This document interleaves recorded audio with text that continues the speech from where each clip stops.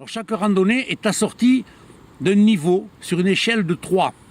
Alors c'est toujours assez difficile d'évaluer le niveau puisque c'est la combinaison de plusieurs facteurs.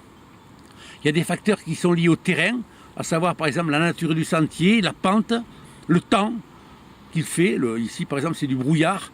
Il y a aussi il y a des facteurs qui sont liés à l'individu lui-même, au randonneur. Par exemple, son niveau de forme, son agilité, sa capacité à descendre sur des sentiers caillouteux ou des terrains difficiles. Immédiatement lié au niveau, il y a le problème du temps. En montagne, on ne compte pas en kilomètres, mais en heures de marche. Et les heures de marche, c'est pareil. C'est-à-dire que si on part pour marcher vite, on va pas mettre longtemps. Par contre, sur la même randonnée, 2 jours après, on peut se promener et voir les petites fleurs. Et on va mettre 3 fois plus de temps que la première fois, quoi. Donc par exemple ici, aujourd'hui, on est sur un sentier pas très facile. Il y a du brouillard.